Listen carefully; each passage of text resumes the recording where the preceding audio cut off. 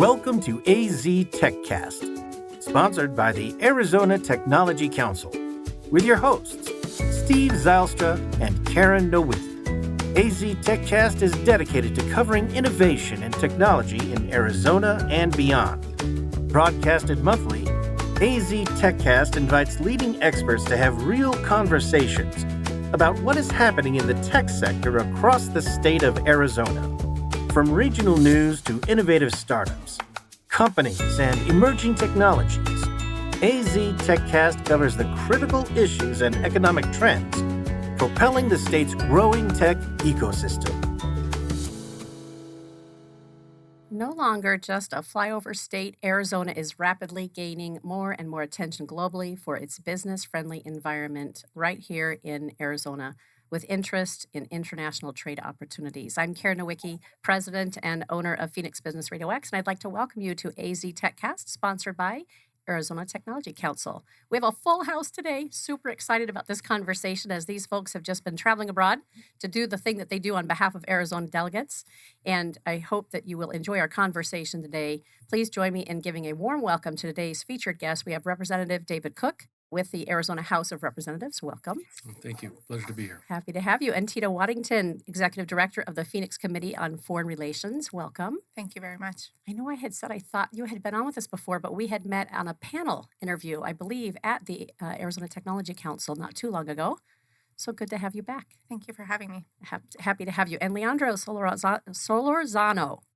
I did it. Did I do okay? You did it, yes. I did it. Thank you. He's joining us remotely today. He is the director of the U.S. Commercial Service. Welcome, Leandro. Happy to have you as well. Thanks. And over to my right is my partner in crime, Steve Zylstra. He is the president and executive CEO with the council. And we are going to have a rocking conversation today around everything that you've been up to. I want to make sure that we have a chance to talk about how you are deepening Arizona's international alliances. And before we do that, though, I've got to hear now, Leandro is excited about that as well, your trip to the UK. Let's start there. Let's start with introductions? Yeah. Let's do that. Let's start with introductions instead. This guy's got to keep me in line. All right. So, Tina, would you start for us first? We'd love to hear your background, what you're doing right now, how you serve the Arizona ecosystem when it comes to technology, and then how you know these guys. We all go way back, right? Arizona is in so many ways such a small town because no one is from here. I'm Tina Waddington again. I'm the executive director of the Phoenix Committee on Foreign Relations. PCFR, I'll refer to it as PCFR from now on, so I don't take that much time. Mm-hmm. The organization's been around for 40 some years. At the essence of it, it's a speakers bureau. And the way that I ended up in this role, I was doing international business development for a consumer products company from Arizona. And someone said, hey, you should join this organization. It's full of international professionals who just, love this world. And it's great networking. And so I became a member, thanks to a mentor sponsoring my application to the organization. And the organization would host a variety of speakers. So foreign policy experts, former cabinet members, but a lot of times when ambassadors would come to Arizona, this was the organization that would provide the platform for them to talk about bilateral trade, relationship between that host country and Arizona, and so forth. And I found myself thinking, whoa, we have the ambassador of Belgium here. It's like, why would I go to Belgium when I can establish that relationship just by going to a PCFR event? And so when I became executive director, it became a really big goal of mine to really have the organization be a convener for all the stakeholders to come together to expand on trade, because at the end of the day, that's what this is about, diplomatic relations to expand to trade and culture between countries. So, and that's what we've done over the past few years. We have a great relationship with the Speaker's Office at the House of Representatives, and we help host delegations, foreign governments coming to Arizona, and we're a partner when we take lawmakers to other countries. And that's how I got to know Mr. Cook. So that's the summary of it. Excellent introduction. Before we hear from Mr. Cook, I would love to hear from Leandro as well. Tell us about yourself, the organization that you represent, and then how you fit into this crazy crew. Sure. So I'm Leandro Solorzano, and I'm the director for the U.S. Commercial Service here in Arizona. We have two offices, one in Phoenix and one in Tucson. And our agency is the trade promotion arm of the federal government. So we fall under the International Trade Administration, which falls under the US Department of Commerce. And our mission that has been given to us by Congress is to help US companies export. So we do that through a variety of ways, but mostly is by working with our offices overseas that are located at the US embassies and US consulates. So we work with several partners and we help companies identify opportunities for them overseas. We do matchmaking programs for them. We work on trade missions, and we identify opportunities. And even though I wasn't able to be on the trip with this group, our office in London was the one that did some arrangements for them and helped them. And I hope you guys had a good time with them. And I heard it was a great trip. So happy to hear that. Excellent. Mr. Cook, introduce yourself, please. Well, thank you very much. My name is David Cook. I've been at the state legislature and the House since 2016. I was elected, and I first got my feet wet in international affairs when Chairman Tony Rivero began, and I worked well with him. So the speaker, Toma, and I give Ben all the credit in the world that he sees the value. We've been in the House of Representatives almost the same amount of time. I've been there just a little bit longer. But we see the value and the need that businesses, you have great organizations, as two of them from my left to my right here today. There's all kinds of great organizations, but the people that are governing, such as us, the elected leaders, there's a need for government to play a role in these things because all of these businesses, all of these things that go on are governed by policy, whether it's federal policy, state policy, or local policy in which these businesses need to be at the point where they can thrive. And because when businesses thrive and Arizona thrives, then the citizens thrive. They have jobs, they have good paying jobs, they can afford good homes, good cars, good schools for their kids. So it's just a win-win for everybody. So the speaker recognized the need for government to play a role in international trade and international affairs. And so we now have what we call the Office of International Trade at the House of Representatives. I am the chairman of that 7-person committee. And this year is the first year that I know that we have adopted a true black and white form plan that the committee adopted. We began working on that plan at the first of the year. And by us just coming back from Canada a few days ago, we have completed all 4 sections of that plan. Now it's time to continue with great partners and start working on next year's and the next plan. I love hearing that. Yeah. I know you do too. I do. Steve, Yes. for our listeners and viewers who are not familiar with the Arizona Technology Council or you, please introduce yourself as well. Yes, Steve Zylstra, President and CEO of both the Arizona Technology Council and our foundation, the SciTech Institute. And the Tech Council is a statewide trade association. We have offices in both Phoenix and Tucson. We do public policy advocacy at the state and federal level. That's how I know David. We also do over 100 events a year. We have many publications. We have 2 podcasts, and we negotiate lower cost products and services for our members. So it's a full service trade association. Our members are science and technology based companies. You can see why we have this crew on today. And Leandro, the other podcast that the Arizona Technology Council does originates out of Tucson, doesn't it? It does, and it's called Tech Focus. And this is about technology topics or things related to the technology industry. The one in Tucson focuses on technology leaders. Yes, it's a great compliment to what we're doing here, and we are for them as well. So thank you all for your introductions. Would love to get started on our conversation with you as our featured guest today. Within the past decade or so, Arizona has evolved from a flyover state, as I mentioned in the introduction, to a hot spot for international business, which you all just alluded to, and of course, those trade opportunities. What do you believe has contributed to this evolution? And how we like to do this is instead of Steve and I kind of gatekeeping, which we might have to do, we would just love for you to, jump in and share and talk, pick up on after each other once you have an opportunity to speak so that everyone has an opportunity to contribute. If you do, we'll just kind of do it that way as opposed to waiting for us to say, hey, raise your hand and let's talk next. So again, the question is, we've evolved to a great degree as a hotspot for international business and trade opportunities. What do you believe has contributed to this evolution? Who would like to jump in first for us? I can go first. Absolutely. So in 2017, I began to learn at a fast rate is that Arizona and Governor Ducey and other leaders, elected leaders, Arizona started to move in a direction of making that. And the common phrase now we hear other states that have tried to coin is that we're open for business. And really, Arizona's economy was taken from maybe two or three items to now it is much more broad. So as economic downturns are going to happen at point to point, we in Arizona don't have all of our eggs in one basket. So building a business-friendly environment by government and government regulations, whether it's reducing regulations, reducing tax burdens, reducing the red tape in which it takes for businesses to flourish. Because remember, we talked about it earlier, is that when businesses flourish, that means good paying jobs for families to have better lives. And that's what Arizona has turned in today, in my opinion, is because of those elected leaders and organizational partnerships. These organizations, they deal with the businesses on a day-to-day basis. They work out all the fine tuning, but really you've got to have someone in government spearheading that regulation and red tape and keeping a business-friendly environment for our state. Beautifully said. Anything else, Leandro or Tina?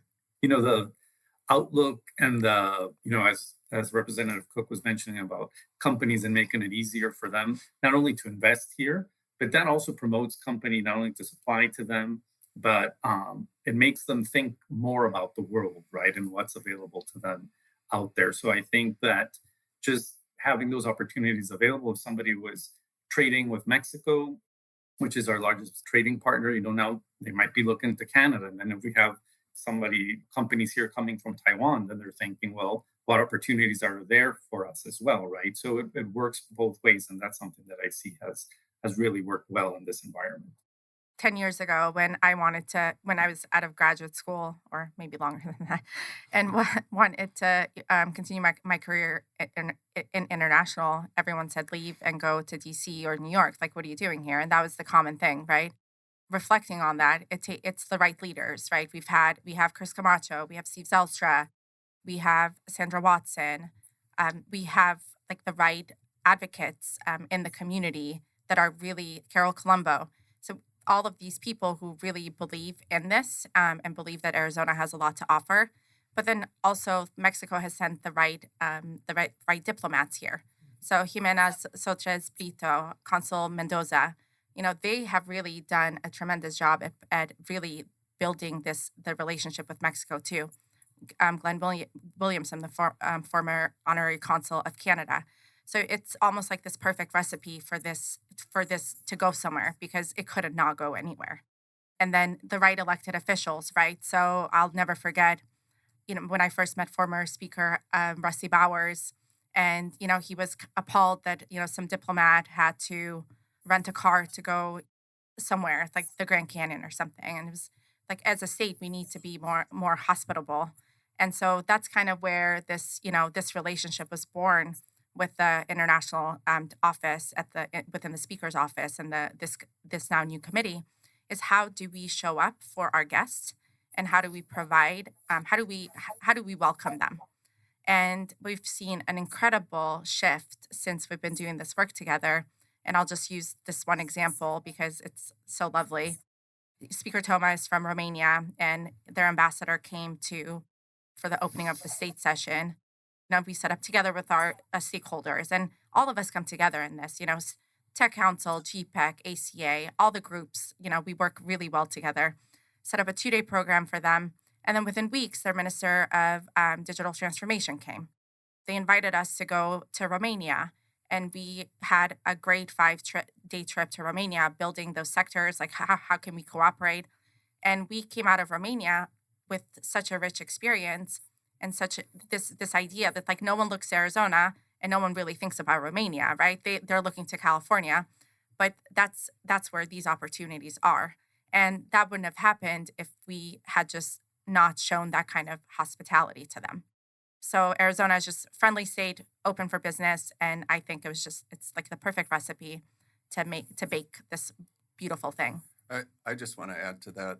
I think the amount of collaboration that goes on in this state, where you've got the private sector working with government and not-for-profits, is unmatched anywhere.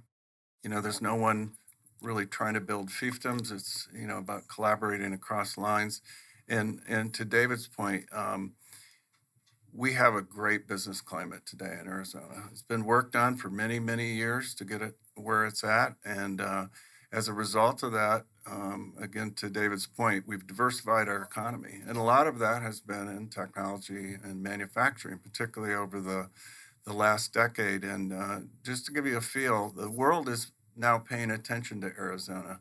We had 58.5 billion in foreign direct investment last year. We're already at 40 billion this year. 58.5 billion was the top in the country. No one was even close to that. So the world is paying attention to what's happening here in Arizona. To piggy back on these two, did you hear what these two people just said is exactly what I tried to say in my rancher vocabulary. So Steve has the numbers, has the business climate and all that stuff, but the world is paying attention. My office, as chairman of the International Trade Committee, gets all kinds of things. And what Tina just said about Mexico, before I came here, I met with the federal government of Mexico's international affairs director. And they had mayors from Mexico and their business climate and what's going on. What Arizona is being seen around the world is one of the most, North America is one of the most safest, secure places, not only just to live, but for investment, for businesses, and for opportunity. Because if you look around the globe today, where is it safe? Where is it safe for money? Where is it safe for billions of dollars of investment? No matter if you're in Europe, what's going on there? And if you're in Asia, what's going on there? It's just Arizona is just at the right place at the right time with our partners of Canada, and extreme Mexico partners are wonderful. And so if you're looking to locate a business, this is the state to do it in. And to Steve's point, this didn't happen overnight. No. Y'all have been working on this for a very long time. I've owned the studio for almost 7 years, and I know that there was a little bit of a question mark amongst our business community and our really executive leaders, even in higher ed and workforce development, when I first opened the studio, about like, who is Arizona? Who are we as it relates to what the rest of the world or even the rest of the country thinks about us? And there is great clarity now. There is no mistaking it any longer. Yeah. Absolutely. Well, you alluded, Tina, to the fact that you were recently in Romania, but with the Legislative Committee on International Trade, you've been a number of places in the recent weeks and months. Can you talk a little bit about that? I think it's more appropriate for Mr. Cook, but we had the opportunity to go to the UK. You were there on that trip, Yeah. and I mean, I'd love for us to talk about what the takeaways from that, but before we went to Romania, but focusing on the UK, so we can, for me, just really being able to interact with Arizona businesses that are based in, that have a large presence in the UK was really, really meaningful. And to understand, the opportunities and challenges, and to be really proud to know that Arizona, companies headquartered in Arizona, have this large of a presence in the UK and are serving many parts of continental Europe from there. For me, that was like my biggest takeaway. Yeah, I would kind of add on to that, Steve, is that a lot of people don't understand, and you made the comment a little bit earlier when you started this. When I first got educated about the Tech Council, I asked myself the same question. Who are they? What do they do? And my relationship over the years has been with Steve, who they represent and what partners are they are. And that's why I'm sitting here today, is that these are trusted organizations that are part of the Tech Council that you can trust. And when we think about the UK, people will say things like, what are you doing? Why are you there? What benefit do Arizonans get? But when you turn around and you answer the questions with some facts and figures, such as, oh, by the way, did you know that we import about $850 million a year of UK goods and services? But we also export close to about $750 million of goods and services from just the state of Arizona. And the state of Arizona, we're in competition, whether someone wants to admit it or not, we are in competition with 49 other states for the people that live in this state. Absolutely. That's what we are. And so when I went down to Brazil, and I talked to Steve before I went back to Brazil in December about looking at, Arizona has no South American presence whatsoever about Brazil. We do about $850 million roughly in trade with the country of Brazil alone, just that one country in Arizona, and we have no South American presence. So when I went down there and led a delegation down there, I was sitting there with the USA Chamber and Brazilian Chamber with all of their leaders, and I asked them this one simple question. When's the last time someone from Arizona came down here from government like we're doing and met with you all? They looked at each other and said, I think it might have been 1992. Meanwhile, and I've showed Steve and Tina both this book, they slid this book over that was 2 months old that was titled Celebrating 25 Years of Partnership with the State of Georgia. So Georgia has been down there. Interesting. For 25 years. Now we understand we can put the blocks together. Oh, maybe that's why the aircraft manufacturing parts and plants are in Georgia and not in Arizona.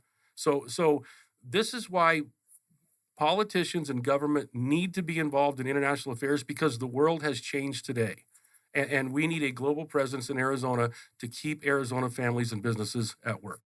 To Tina's point, we were able to meet with both Avnet and Axon, which are both headquartered here in Arizona, but they have offices around the UK. You can imagine Axon, who provides body cameras to police forces around the world, has a very big presence there. And Avnet has, I think, 3 offices there. Our streamlined pro-business approach helps you achieve more by putting less between you and future success. Less red tape, lower taxes, less distance separating you from the tech leaders of tomorrow. This innovative ecosystem will supply your business with tools and resources to compete in the 21st century and beyond. But your future is more than just business success. In Arizona, the lifestyle you want is at your fingertips. Explore cities known for their Southwest heritage and modern vision. Enjoy beautiful scenery and endless outdoor activities on land, water, or snow. And if you're looking for a little friendly competition, we've got plenty of teams to choose from. With constant sunshine, vibrant culture, and natural wonder, Arizona provides a style of living that's entirely unique. People from all over the world call our state home. From student leaders who fill the classrooms of our top-ranked universities, to a skilled and abundant workforce that's ready for what's next, to the neighbors, friends, and peers we interact with daily, Arizonans are united by a pioneering spirit that moves us forward. So as you look to the future, know that it's filled with the perfect balance of innovation and high-quality living that makes life better here.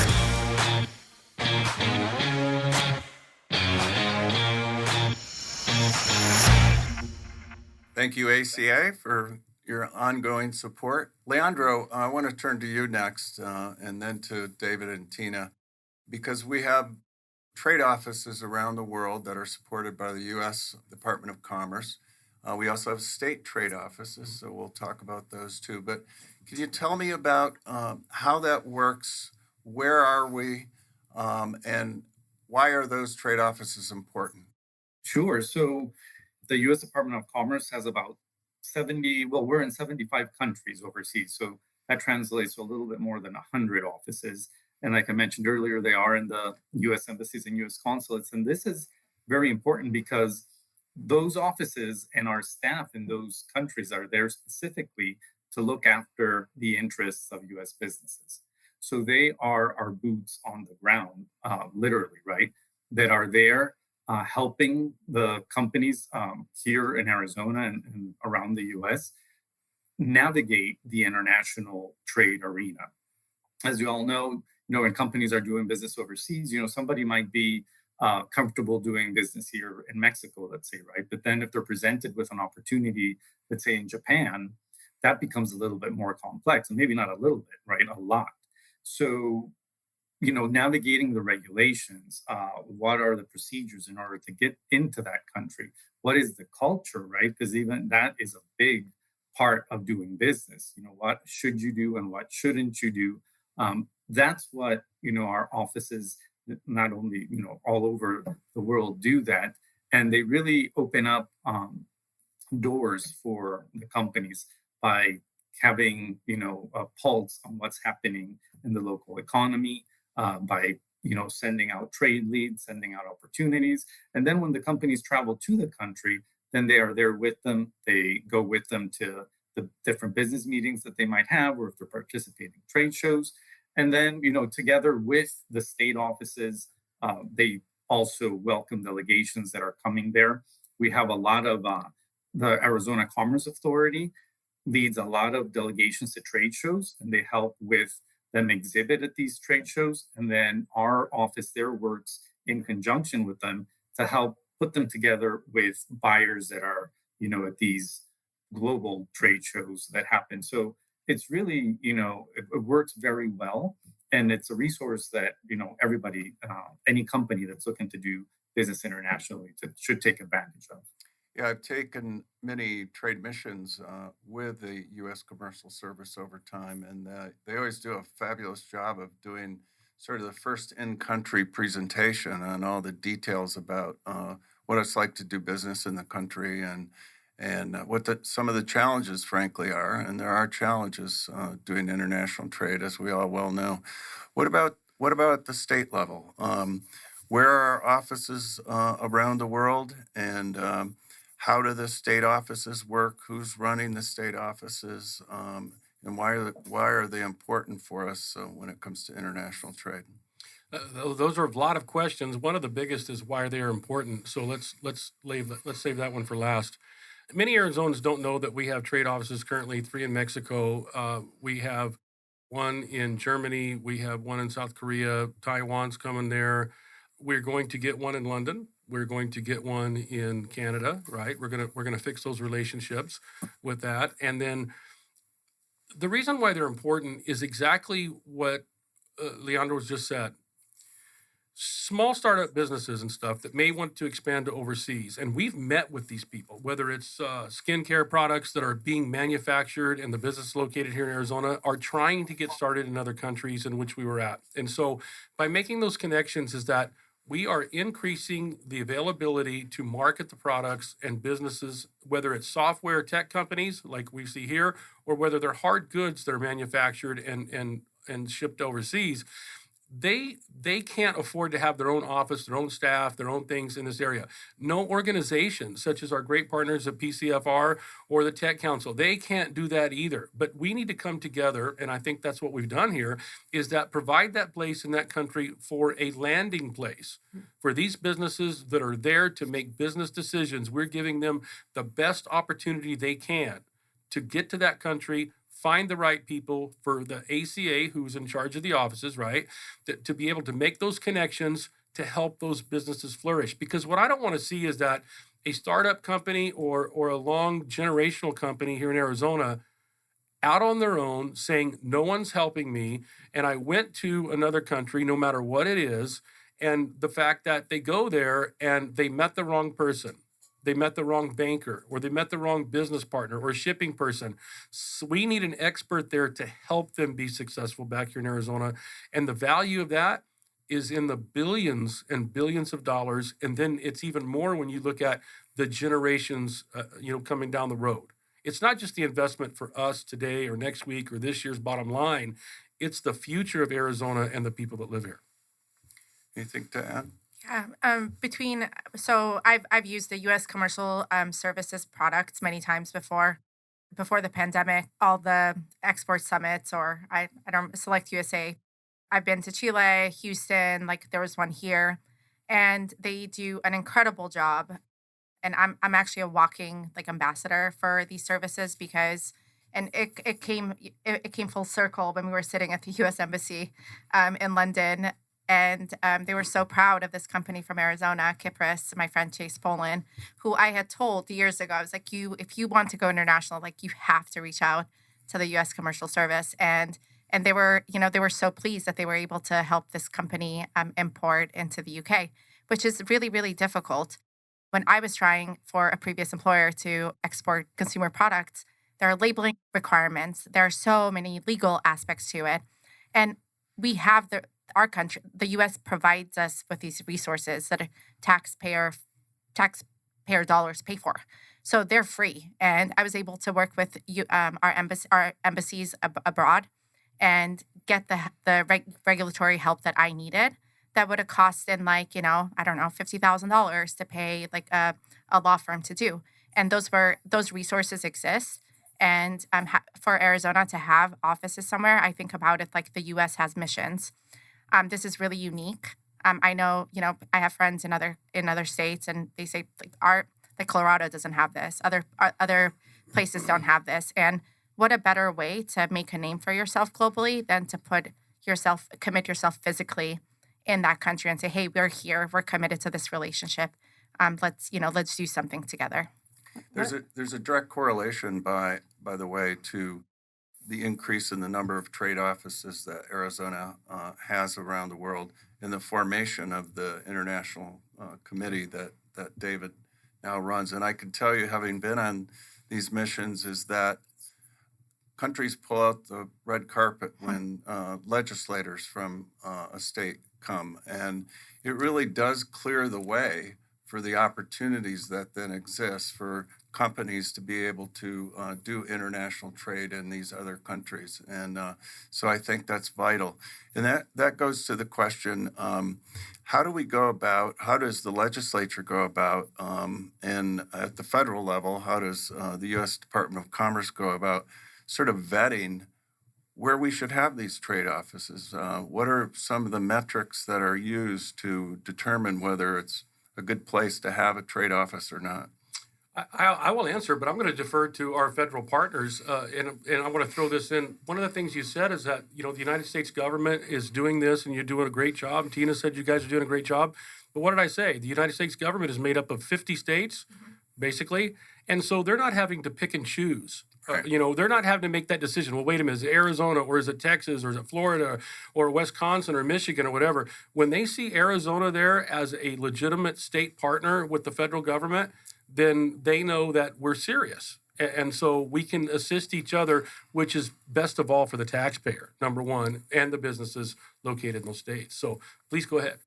Yeah, so at the federal level, of course, our offices also partner, of course, with the embassy, which is managed by the U.S. Department of State. So we tend to see where there's a need or where there's a growth, right? So I think about 5 years ago or 6 years ago now, the Department of Commerce started looking much more into Africa, and we opened about 7 additional offices there to the ones we had. It's a matter of seeing where the opportunities are. And also, if we're not able to do that, then we partner with the Department of State, and then the economic section of the U.S. Embassy. Then they will provide the services that we would do, not to the same extent, but to a certain extent, so that they're able to help U.S. companies. But of course, that all has to be approved, and it's a little bit of a process, as I'm sure Representative Cook knows, that it's not just, there's great opportunity here, let's open the office. You have to get buy-in. And of course, the business community helps a lot in this regard, right? Because if we're hearing from the business community, listen, we're having trade leads from this particular country, and we don't have assistance there, then that makes us look at, okay, maybe we should pay a closer look there. Great. So at the state level, what we do is that these trade offices begin with number one country. Our number one trading partner is in Mexico. That's where Arizona first got into the business, managed by the ACA, and I think they've done a wonderful job. And so then it moved on to, we saw opportunity and stuff in Germany, working with our partners and stuff, and hearing from everything that he just said, hearing from the business communities, hear where we need help. But one other thing I will take responsibility for, because I was there and not being vocal enough, is that meanwhile, while we went to our first number one trading partner, we skipped our number two trading partner, and we went on to number maybe 6 and 7. For instance, I'll use the country of Israel. So I supported us opening a trade office in the country of Israel, but I had to get down to the numbers. We do about $450 million a year with the state of Arizona with Israel. And what we wanted to see with that investment was, we would like to see if the potential was the growth of that business to be $1 billion over the next 10 years. With all that's going on around with neighboring countries of Israel, we think the potential is, especially many of those people are Steve, that he works with, and his association. We think the potential is there for all of humanity's good, and good for Arizonans, is that might grow to be $1 billion over the next 10 years. So as the speaker, Toma, charged me with the chairmanship of this committee, too, I realized that how do we do it? Take a step back, take a deep breath. What do we need to do? Well, let's go back and let's make up with our number 2 trading partner for some years now that has one of the largest, business investments in Arizona as any country has whatsoever. Let's go back, let's cross our T's and dot our I's, and that's what we're doing in this trade plan, and we've just concluded it, and it's great. You gave us And you were just in Canada, I was correct? just going to ask. I think I've been home for about 24. I haven't been home yet, but I think I've been back in the state about 24 hours. Yes, Okay. and it was great. And Steve, I wouldn't, if you wouldn't mind, I would like to ask you. You've been on many of these trade delegations. You've been on many of these things, right? And so, as the new leader of this for the next few years and being charged with that, I would like to know your take. You've watched us all through the beginning of the year, and you accompanied the trade delegation to London and the UK Trade Mission. What were your thoughts? Well, I thought that trip especially was extraordinary. I think, we met with all the right people. As we talked about earlier, the briefings from companies that were there. We met with the US-UK Chamber, which also focuses on business relationships between the 2 countries, and there's some real promise for further collaboration with them going forward. They've been in touch with us since then. We were at the embassy. I guess one of the most interesting things, because we had legislators with us, we got a tour of the Parliament, which was really cool. And we had, I would say, one of the best facilitators I've ever experienced, right? He knew everything about the process of legislating in the UK. And of course, they've been doing it a lot longer than we have. And that was a really cool experience. But bottom line is that we had really important discussions with all the right people. They were the beginning of long-term relationships that were going to develop between Arizona and the UK. It's very easy to see the promise of that particular opportunity.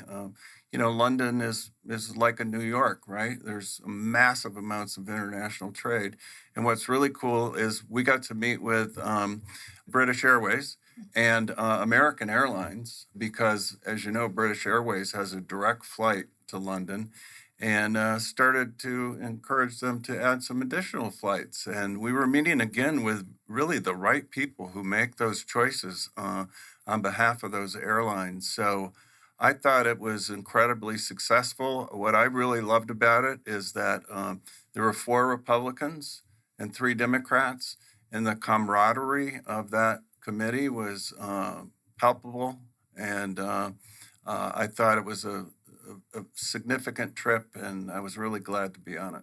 I love hearing that. Tina, what is your take as well? Anything to add? Yeah, having been on the planning end of it, It's going of to course, make you proud, huh? Yes, very proud, and of course that's the execution, right? You hope that by the time that you get there, everything goes according to plan. Of course, we had a few hiccups, but so the UK had a strike, and so 2 of our meetings couldn't happen. But Mr. Cook here saved the day by getting us a meeting with a quantum company from Switzerland. We also ended up... The embassy of Romania. Oh, yes. We met an MP who became our BFF for the rest of the trip, and then on to Romania. And we ended up having double the schedule in Romania because we had this member of parliament who became our best friend. Our hotel was next to Embassy Row in London. And so because we had 2 meetings that were canceled, and, of course, we had a full scheduled day. Mr. Cook ended up getting us a last-minute meeting on Friday at 5 p.m. at the Romanian Embassy in London. When Tina says we had a couple hiccups, here's what might have the hiccups been. She said, yeah, there was a train strike and all that was on the news in the morning, and we did miss a couple of meetings, but we replaced those. But the grueling schedule, I mean, people think that, how was London? You're sightseeing all day. It was one of the Democrat members, I think the world of that's on this committee, said to me, Mr. Cook, you're working us like we're at your ranch. We start before daylight and we end after dark, right? And so it was just a grueling thing. But what happened was those 2 meetings were so important that we filled them. And that when do you have the opportunity? Because I did get to speak at the 3Cs Summit in Romania, which would all these countries were there. And I was up on the panel and I'm like, what am I doing? Oh, that's right. Steve said it. Arizona is being recognized around the world. So that was a great opportunity. But when can you pick up the phone and call someone and the relationships that you've built, and within an hour have an approved meeting with the deputy ambassador of another country in another country? And that's literally what happened. Right. And the only reason why we didn't meet with the ambassador that was stationed there in London from Romania is because they were in Romania planning for the 3Cs conference that we were headed to. So it just worked out great. And that's the kind of thing I want to hear. When you have the right elected leadership, and then you have the right partners and business associates, like I said, to my left and my right, then nothing is impossible for the people of Arizona. And it's just, there's no boundaries for us. And when he said it was Democrats and Republicans, people need to be rest assured. All business structure, whether it's a stock market, whether no matter what it is, business people want assurance of a stable, steady, secure climate. And that's what I think me and this committee are there to deliver to the people, is to rest assured you're in good hands. I don't think there was ever. So I've done last summer. We co-led a delegation to Germany, and then this. And this is really unique, by the way, because it's usually congressional members who go on these delegations. So delegations from states are not. It doesn't happen very often. But our approach to these delegations, we treat them like co-dels. When it comes to the meetings that we get, we always get a briefing from our U.S. Embassy in the host country. So, but what I really loved about these, this trip especially, in Romania, it was the first time. I don't know about the UK with elected officials, if we've had a delegation there. I don't think so.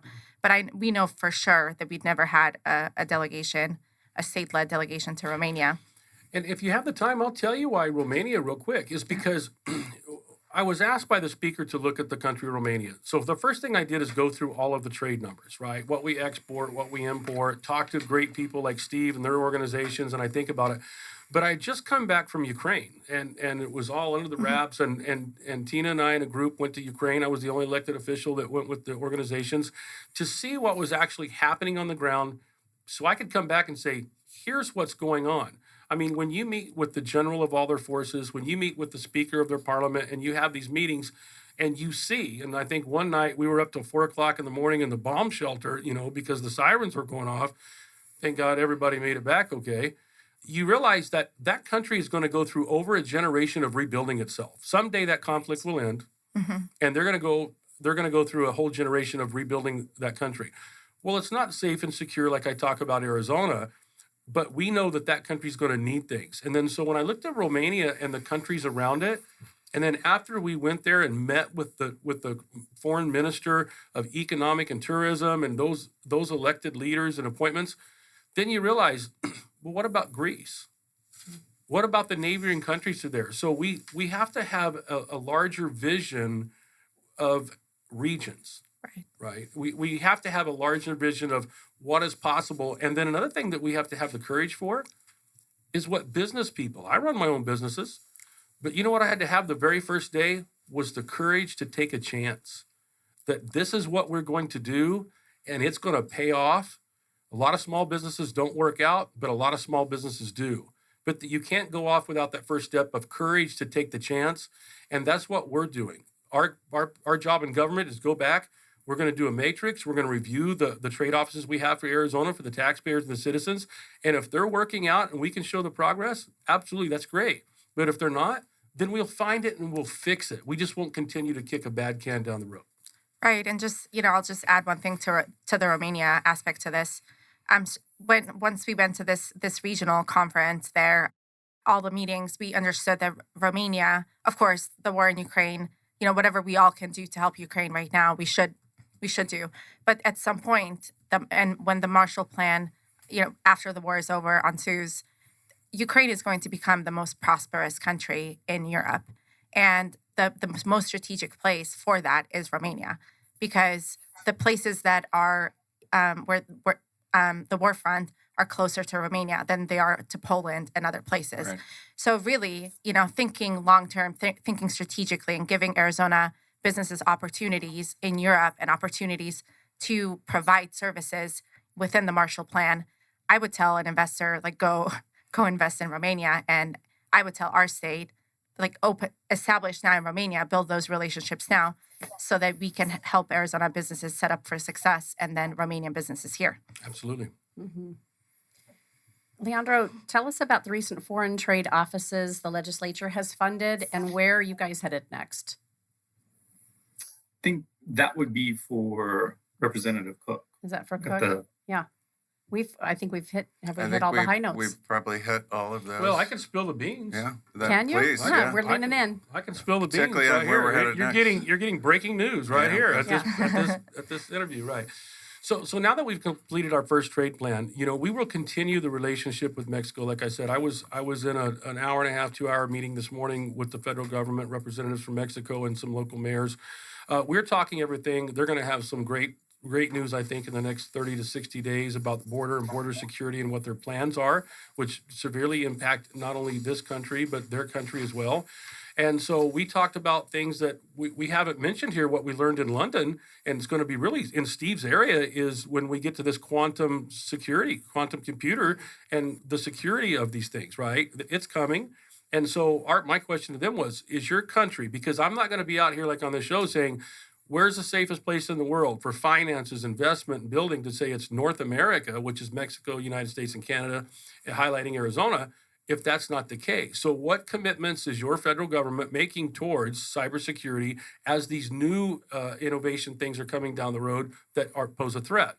So what we are going to do now is close this book out. We'll have a final report that with the speaker's permission, it'll be published once it's completed. We're working on that now.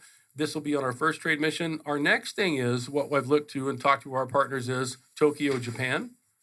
Okay. We do an extremely amount of businesses and stuff are owned by Japanese companies. And like one I'll say right now is, who knew that Big O Tires was owned by a company in Japan based? I didn't. I got one in Globe, Arizona.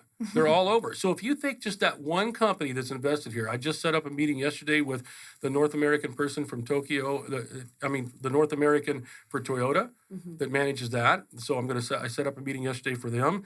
And so in looking at Tokyo in Japan, it's that there's two risks you want to take. The ones that are safe, that you can grow, like I mentioned. And then the other ones, like in Romania, are the ones that, okay, let's try this. Because if you're only doing X amount of dollars, that means that businesses in Arizona have so much more room they can grow, right? And so the other way to look at it is if you're doing a couple $2 billion worth of trade already with this country, the state of Arizona, people say, well, then why are you doing it? You're already doing that. Well, it's not that. It's what are we missing? Right. What other businesses can we bring into the fold if those good relationships are there? Because it's not just one business in another place. It's getting the item from point A to point Z. So that means the trade route, the shipping, the whatever laws, rules, regulations are working well because those things are moving. As an example, I'm a rancher, get home. One of the calls I got was through a friend of mine that has moving their medical company from Texas to Arizona. They've already done that. $100 million invested in the state of Arizona already. Was talking to their friend who builds medical devices, trying to sell them in Mexico. But the red tape and all that stuff, they can't get that done. So just over a phone conversation of, you got to meet Representative Cook, this friend of mine, maybe he can help. In a matter of 24 hours, we can check that off the list. It's already in the works to where that'll happen. Now, what did that person already call me back today and say? I think they're ready to move to Arizona too, right? Because Texas is a big state. Yeah. They got their own representatives, federal and state and locals and stuff. But who's getting the work done? I can say in this arena, it's Arizona and our federal partners. I'm not saying anything different, but as states go, it's Arizona getting the work done to me. Leandro, I'd like to turn to you. We haven't talked at all about the Arizona District Export Council. Can you share what that is and what it's focused on? Sure. So the Arizona District Export Council is a group of professionals, business professionals that are appointed by the Secretary of Commerce. And their main purpose is to mentor U.S. companies in exporting in any area of trade. So our Arizona District Export Council is active. It does a lot with, educating companies, advocating as well for them, identifying when there's any trade barriers that need to be brought up or have to be addressed in order to facilitate trade for companies. And Steve is one of our great members, and we really thank him for being a part of the deck, as we call it, because it is a voluntary group. But all of them have a wealth of experience, from logistics to financing to insights and technology. I mean, you name it. We have exporters, of course, that make 50% of the membership. And they're really there to help and promote Arizona exports and identify opportunities, really see the challenges that are presented, and then tackle them and see how we can make that better for exporters here in the state. Thank you, Leandro. Yeah. Mm-hmm. How about, we've talked a lot about y'all going out of Arizona. How does that work to having those delegates coming here, those foreign delegates coming to us? I'll start on this one because I usually, the calls come to me. So really, all of this is through relationships, right? Like, oh, you got to get in touch with this person. And we'll just, I'll just use the example of the Ukraine delegation that we ended up hosting here. Rita Marco from Phoenix Sister Cities put me in touch with a Ukrainian woman, national, who lives here. Her name is Nicole Jeldin, and said, hey, they want to bring a Ukrainian MP to Arizona. And for us, this was in March, and we just had the 1-year anniversary of the war. It was, and I'm originally from Kosovo. My family immigrated to Arizona as war refugees. I grew up during the war, and I just thought, if I would have wanted people like me to want to advocate for MPs from Kosovo, during the war, to say, hey, like, this is happening, we need help. And they're coming to us, they're not going to DC. So all of these always start with this relationship, right? It's like we'll be hosting the ambassador of Kosovo, and there's a few Kosovars here who are driving that relationship.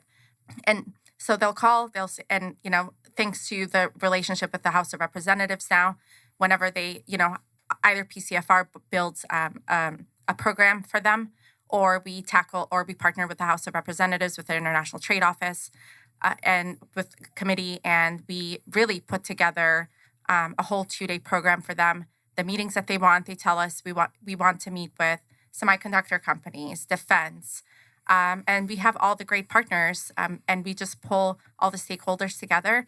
They give their time, they show great hospitality, and they come to Arizona, they learn a lot, and then they leave, they take that information home. A lot of times we do a reception to honor them, whether that's at the House Senate chambers or at a local place. It all really depends on who's coming. So really, that's how would you describe from your point? No, I think that's great. I was just going to say that I get those calls too. So Yes, of course. just an example is 6 months ago or so, I got a call from, I think it's TIATRA, which is the Taiwanese Trade Authority. And they said, hey, we're bringing 12 Taiwanese companies in, and we want to meet with some of your members. And so I was able to arrange a meeting with the leadership, including the CEO of Avnet. So all 12 companies came in and gave a little pitch. It turns out every one of them had some sort of connection that was part of Avnet's business. So Avnet was very pleased. And what we did in collaboration with GPEC is we called it Taiwan Tech Day. We had an event where they made their pitches on their technology. They were all technology companies. Probably 400 people showed up for that event for them to sort of pitch to the community. Sort of a week after that, I got a call from KOTRA, which is the similar organization in Korea, wanting to do something similar. And and a lot of times we hand these things off to each other, right? GPEC will call me and say, Steve, this is sort of up your alley. And we all work so well together. And we're a very welcoming place when these folks come to Arizona. If you look at what the menu that you just heard Steve and Tina say, is that you have the best of the best all working together. And one thing I've always said is that we are not in competition with anyone, right? We are looking out for the best of Arizona businesses and families and everything together. So what do we have? We have the Phoenix Committee on Foreign Relations. That's just that, the Committee on Foreign Relations and how to better communications between Arizona and these other countries. Steve, the Tech Council, their organization is geared towards all of their manufacturers and all of their business associates as a member of their organization. And then there's other ones like GPEC that he just mentioned, right? So when these things come in, then okay, Steve, this people want to come in. Oh, you know what? That's great. But this organization has those types of members. Let's get you in touch with them. You have all of this, the government and all of these organizations working hand in hand to make sure when those calls come in, they are handed off to the right people. That's why these trade offices are so important. When those calls come in or businesses want to flourish and expand, then they're not out there stumbling around wondering who they should talk to. They can contact those places. And then when they go, they need a meeting room or they need help with something like that. Those people are there to assist them there. Who's gone to a foreign country and just looked around and like, okay, if I needed help right here, who would I go to? Who would I talk to? And do I even speak the language? Obviously, we've had this experience a lot now that we have this structure and the support from the state to be able to build programs. Because normally, like the country of Germany, when we hosted them, their deputy chief of mission, their PAL person was like, hey, we're seriously so grateful because we would have had no idea how to do this locally. We would have had to do it from scratch. Whereas for us, it's kind of, we just turn it because we've done it so many times now to reciprocate. When we just had the delegation to Canada, the Canadian government provided the same type of support for us and made, we told them, they said, what would you like to, what are the sectors you want to have meetings in? Which government officials, and they worked hand in hand with us to make sure that visit was a success. And we had the same experience in Romania. And then we were sent from the universe, this great MP, Christian Bacanu, who ended up adding even more meetings to our schedule. So it's not really you're doing it alone, and you reciprocate with other countries, and that's where relationships are built. So not only did we get to Romania by the time we got back, we had them coming, but because of the threat of the federal shutdown, this morning we got notified that the Minister of Economy and Tourism was scheduled to be here on the 5th. Okay, so those relationships that we're talking about here at this table, that's how important they are. So that person within a few weeks had already made the decision after that delegation of those meetings is that I've got to go there and meet with those people, and then sadly had to cancel because of what's going on with the shutdown stuff. So the opportunities are just endless. The gains are just unmentionable. I want to start with Leandro. You have specialists that focus on different sectors. Of course, some people serve multiple sectors, but what are the sectors that you're seeing the most growth in due to international trade here in Arizona? So, definitely, we've seen a huge spike in, of course, semiconductor and tech industries, right? It's just become a lot more exciting, and people are really energized in that sector. But aerospace and defense, of course, has been one of Arizona's largest sectors, photonics, so a lot of advanced manufacturing. So those, are sectors that we see a lot of growth in. But also, Tina was mentioning Kipris, which is a great client of ours, and they're in the cosmetics. We have a lot of consumer goods and cosmetics companies. So I want people, that are listening to this, that just because they're not in one of those big sectors where when you pull out the data and you see, defense and aerospace, right, that you're like, well, I'm not that big of a player. There's an opportunity for everybody out there. We just helped a pavement company that's based here secure a deal with the government of Kuwait to do, projects over there. And this is their first international project. But when you stop and think about it, right? I mean, we're in the desert, Kuwait's in the desert. There's technology there, and there's a transfer there that they need. So there's really an opportunity for everybody. You just have to get out there and look for it. So one thing that he said about the numbers is that, real quick, is that it's the big players and the big numbers, they can do most of this and probably have offices already themselves. When I look at the numbers, when I get all of the information he was just talking about, I don't just focus on, look at these companies, they're at the top of the list. I look at those sectors that are down at the bottom, Yeah. right? And so there's where I see the potential of growth is that how do we help these people and these businesses, flourish even more than what's going on today? So it's a balance that we do, and I appreciate you mentioning that. Yeah. Yeah. Let's Take us finish up. home. Yeah, we're gonna head home with the last question because I feel like we would be remiss if we didn't ask this last question. So it's kind of a lightning round. What are your predictions then for say the next 10 years regarding Arizona international trade opportunities? I think that over the next 10 years, we're going to see the work and the product, especially of this year and next year from the International Trade Office at the House. And what we're going to notice is that we're going to have baseline data to go into the future of when these trade offices were opened, how we're positioned around globally, what needs to be changed. And we need to have the flexibility for the Commerce Authority to say, if it's not working right here in this town, in this state of Mexico, or in this region, where can we move it? Where are those things moving towards? We don't need to hamstring them as government normally does to say, well, it's got to be located right there. We got to have the flexibility for them to do that. I think the possibilities, like I said earlier, are endless for businesses and the people of Arizona. And you spoke early on about the generational, the way this is just going to continue to flow. It's well beyond the 10-year mark. I've been to all these countries in just what has been to this past year alone. Yep. People want American goods. Yes. They love the United States of America. They want American goods and services. They just really don't know how to get them. And that's the truth. And so the more presence we can put there, the more opportunities states like ours are going to have. And we're leading. Clearly. Yeah, this has been an exciting conversation today. The theme that I continue to hear is this collaboration, this trust. That's got to be the foundational, which is what you've created as each of these groups align with each other. And there is plenty of room for everyone, right? So this isn't about competition. It's about how do we help each other and lift each other up, not just within Arizona, but with the U.S. and, of course, internationally as well. So thank you. What do you think, Steve? Great That was conversation. fabulous. Yes. Yes. Leandro, thank you so much for piping in and Thank you. being on Thanks for having me. It was remote great. with us. Fantastic. Today's AZTechCast again has been brought to you by Arizona Commerce Authority, the state's leading economic development organization with a streamlined mission to grow and strengthen Arizona's economy. So again, we deeply appreciate Arizona Commerce Authority. If you are interested in being a podcast participant or a sponsor for the Council's AZTechCast, then please contact marketing@aztechcouncil.org to learn more about the opportunities to further position yourself as a tech expert, influencer, or innovator. Until next time, I'm Karen Nowicki.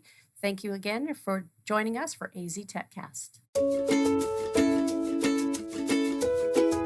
Thank you for joining us for this episode of AZTechCast with Arizona Technology Council, featuring leading tech and business experts that help influence and shape our great state and the industries they serve.